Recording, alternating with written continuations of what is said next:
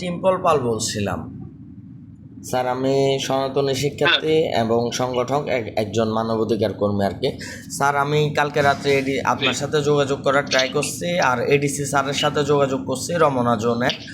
তো স্যার রমনা থানায় আমরা একটা অভিযোগ করেছি দীর্ঘ 2 দিন, মানে ঘুরপাক করার পরেও রমনা থানায় শাহবাগ থানায় মানে আমাদের অভিযোগটি নিতে চায় নাই। ব্লগার ফারাবির বিরুদ্ধে আর কি, উনি ধর্মীয় উস্কানিমূলক কিছু মন্তব্য করেছিল।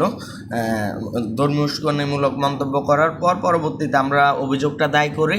কিন্তু এর আগেও স্যার আমরা কি বলে ঢাকা বিশ্ববিদ্যালয়ের শিক্ষার্থী সলিমুল্লাহ হলের আবু সাইমের নামেও সেম একটা মামলা করে, কিন্তু এটা ডিবিতে গত 8 মাস ধরে ঝুলে আছে, কিন্তু এটার কোনো পদক্ষেপ গ্রহণ করা হয়নি। স্যার আমি আপনাকে সকল ইনফরমেশন পাঠাইছি। আমরা চাচ্ছি না যে স্যার আমরা রাস্তাঘাটে দাঁড়ায় আন্দোলন করি অথবা মানুষের ভোগান্তি সৃষ্টি করি। স্যার বিষয়টা যদি আপনারা দ্রুত ওকে গ্রেপ্তার, ও নিজের মুখে স্বীকার করছে, এসআই যাকে দায়িত্ব দেওয়া হয়েছে শাহবাগ থানায়, তো ও নিজের মুখেই স্বীকার করছে যে ও কাজগুলা করছে। তাহলে তাকে গ্রেপ্তার কেন করা হচ্ছে না? এটা ডিবি সাইবার ক্রাইমে কেন পাঠানো হচ্ছে? স্যার বিষয়টা একটু যদি কাইন্ডলি স্যার আপনি একটু দেখতেন স্যার। এই বলি এই বিষয়গুলো একটু স্বীকার করছি, স্বীকার করবে তখন এটা আমাদের অনেক কিছু ফরেন্সিক লাগে, অনেক বিষয় লাগে, অনেক টেস্টের বিষয় আছে। আমরা যেহেতু সাইবার ক্রাইম ইউনিট হচ্ছে আমাদের স্পেশাল ইউনিট, ওরা হচ্ছে এই জিনিসগুলো করবে।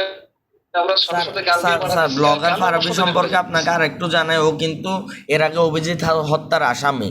সে 2014 থেকে তার বিভিন্ন জঙ্গি কার্যক্রম চালাই গেছে এবং কেউ জেল থেকে গণজামিনে বাইর হয়েছে। স্যার জেল থেকে গণজামিনে বাইর হওয়ার পর আবার দেশে সাম্প্রদায়িক উস্কানিমূলক কিছু মানে লেখালেখি শুরু করতেছে, হিন্দু নারীদের নিয়ে লিখতেছে, কবি নজরুল নিয়ে লিখতেছে।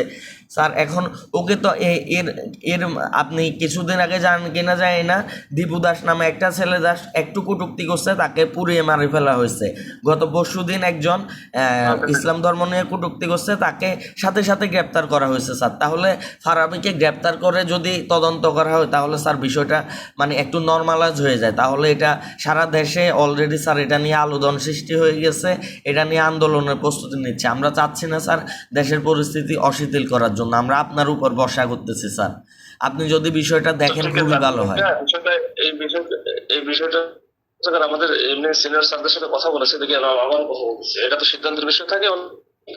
আচ্ছা আমি দেখতেছি, দাঁড়ান। স্যার আপনাকে সকল ইনফরমেশন পাঠাইছি স্যার, আর এডিসি স্যার পাঠাইছে, আপনি একটু কাইন্ডলি দেখেন স্যার। ঠিক আছে ভাই।